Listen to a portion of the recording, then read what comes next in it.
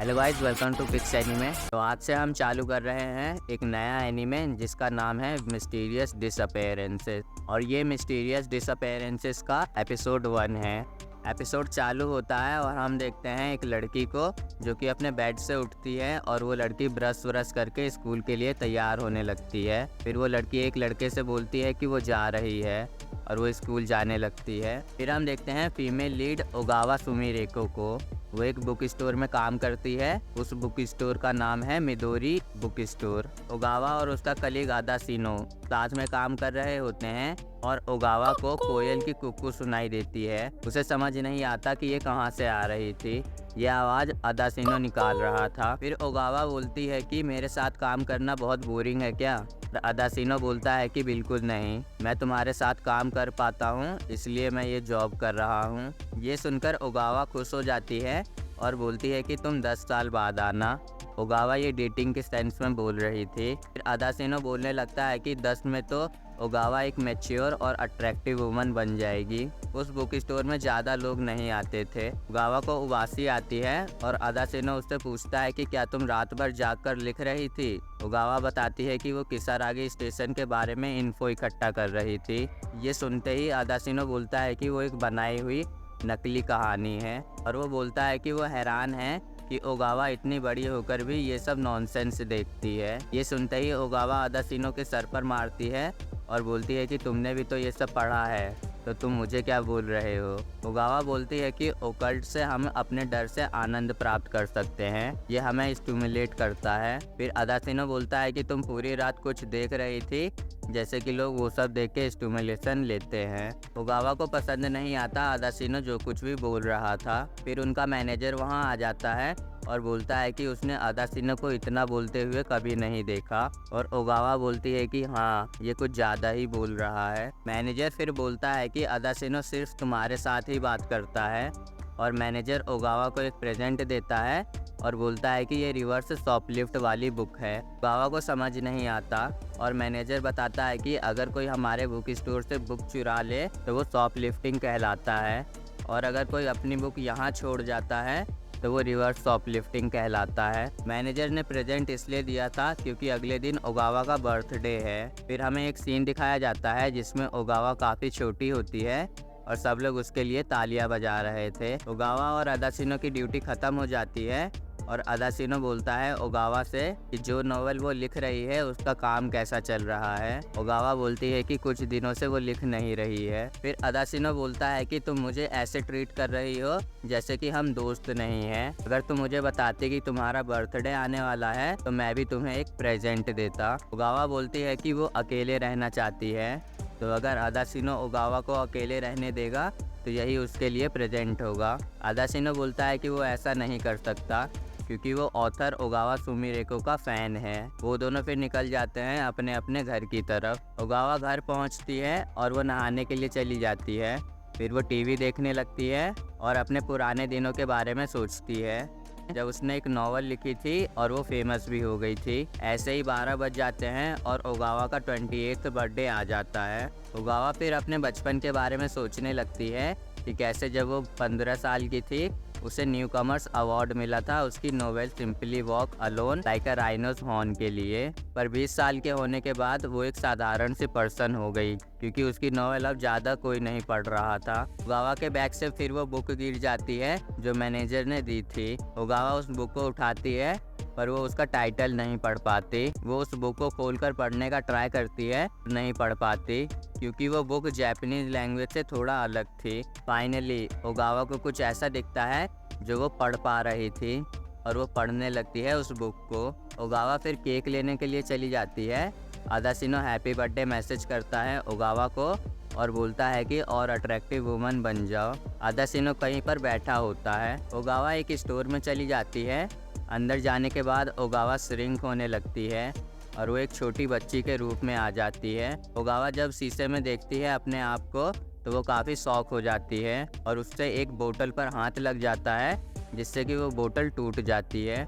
Store keeper वहाँ आ जाता है और ओगावा वहाँ से भाग जाती है। अगले दिन बुक स्टोर में मैनेजर बताता है आदाशिनो को कि ओगावा आज नहीं आई और उसका फ़ोन भी नहीं लग रहा। वो आदाशिनो से पूछता है कि क्या उसे कुछ पता है। अदाशिनो बोलता है कि ओगावा ठीक नहीं है, ओगावा को लूज मोशन हुआ है और वो बाथरूम में ही बंद है। अदाशिनो ये सब इसलिए बोल रहा था ताकि मैनेजर ज़्यादा चिंता ना करे, और वो मैसेज करता है ओगावा को, लेकिन ओगावा रिप्लाई करती है कि मुझे परेशान करना बंद करो, और वो लिखती है कि वो नहीं जानती अदाशिनो को।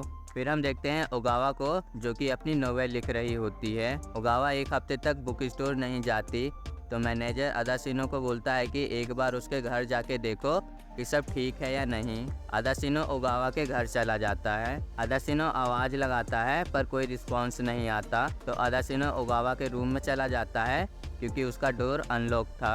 अंदर अदाशिनो को एक अच्छी सी खुशबू आती है और वो देखता है कि ओगावा ने अपने रूम में सामान फैला रखा है। अदाशिनो को वो खुशबू उसी बुक से आ रही थी जो मैनेजर ने ओगावा को दी थी। अदाशिनो उस बुक को पढ़ने लगता है। फिर हम देखते हैं ओगावा को, जो कि बाहर होती है और अपने नोवेल के बारे में सोच रही होती है। ओगावा बहुत खुश होती है कि वो बच्ची बन गई और उसे बहुत सारे आइडियाज़ भी आ रहे थे। वो अपने घर की तरफ जाने लगती है और उसके कान से खून निकल रहा होता है। ओगावा को याद नहीं आ रहा था कि उसका घर कहाँ है, और अदाशिनो वहाँ आ जाता है और बोलता है कि रात में अकेले घूमना खतरनाक है।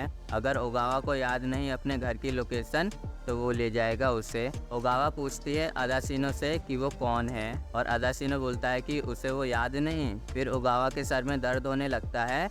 अदाशिनो बताता है कि ओगावा श्रिंक हुई तो जो एक्स्ट्रा मसल और बोन्स हैं वो अभी भी उसके अंदर हैं। ओगावा को याद आ जाता है अदाशिनो, और वो पूछती है कि उसे हैरानी क्यों नहीं हुई ओगावा को इस रूप में देखकर। अदाशिनो फिर ओगावा को बुक दिखाता है और बोलता है तुमने ये बूंद पढ़ी थी ना, और अदाशिनो बताता है कि ये एक शापित बुक है जिसे जोर से नहीं पढ़ना चाहिए। इस बुक का नाम है जूसो। ओगावा बोलती है कि ये सब बकवास है, तुम्हें लगता है कि मैं इस बुक को पढ़कर छोटी हो गई हूँ। अदाशिनो बोलता है कि तुम्हारा ये रूप इस बात का सबूत है, और वो बताता है कि ओगावा की लाइफ खतरे में है। अदाशिनो उस बुक के बारे में बताता है कि वो बुक में जो भी पोएम्स लिखे हैं उनके ऑथर्स अननोन हैं और वो ह्यूमंस नहीं हैं। पोएम्स जो कि मरे हुए को जिंदा करे वो बानका कहलाती है। पोएम्स जो कि दूसरों को मैनिपुलेट करे वो सॉमन कहलाती है, और जो पोएम्स जो कि एक पर्सन की जवानी लौटा दे वो जौका कहलाती है। ओगावा बोलती है कि उसने आज तक ऐसा कुछ भी नहीं सुना। अदाशिनो बोलता है कि इन पोएम्स को एक्टिवेट होने के लिए कुछ कंडीशंस चाहिए। पहला, ये पोएम आधी रात को पढ़ी जानी चाहिए। दूसरा, ये पोएम चांद की रोशनी में पढ़ी जानी चाहिए। तीसरा, पढ़ने वाले की उम्र कम से कम 28 साल होनी चाहिए। और चौथा, पढ़ने वाला एक वर्जिन होना चाहिए। ओगावा बोलती है कि ऐसी बुक उसके पास क्यों आई, और अदाशिनो बोलता है कि ये एक सिर्फ इत्तेफाक था। ओगावा को फिर खून की उल्टी होने लगती है। अदाशिनो बोलता है कि हमें तुम्हें ठीक करना होगा। वो एक ऐसी जगह पर चले जाते हैं जहां चांद की रोशनी हो। अदाशिनो बोलता है कि ट्राई करके देखें, और ओगावा बोलती है कि क्या उसे सेम पोएम फिर से पढ़ना है। अदाशिनो बोलता है कि जो उसने पहले पढ़ा था वो हानका था, और वो जो अब पढ़ेगी एक चौका है। ओगावा वो पोएम पढ़ने लगती है और वो नॉर्मल हो जाती है। फिर ओगावा बोलती है कि उसे एम्बैरेसिंग लग रहा है, तो क्या अदाशिनो उसे कुछ दे सकता है पहनने के लिए। अदाशिनो अपने बैग से ओगावा को देने के लिए कुछ ढूंढ रहा होता है, और वो बोलता है कि वो बुक उसे दे दे ताकि अदाशिनो उस बुक को डिस्पोज कर दे। अदाशिनो एक टॉवल निकालता है, और जब वो ऊपर देखता है तो ओगावा वहाँ नहीं होती। ओगावा वो बुक लेके भाग रही होती है, और वो बोलती है कि वो इस बुक को नहीं दे सकती। ओगावा भाग रही होती है कि तभी अदाशिनो उसके आगे खड़ा होता है और बोलता है कि बुक उसे दे दो। ओगावा फिर से वो बुक का पोएम पढ़ने लगती है और छोटी हो जाती है ताकि अदाशिनो से बचकर निकल जाए। अदाशिनो फिर उसके आगे खड़ा होता है और ओगावा फिर से बुक पढ़ने लगती है और बड़ी हो जाती है, और फिर से अदाशिनो से बचकर निकल जाती है।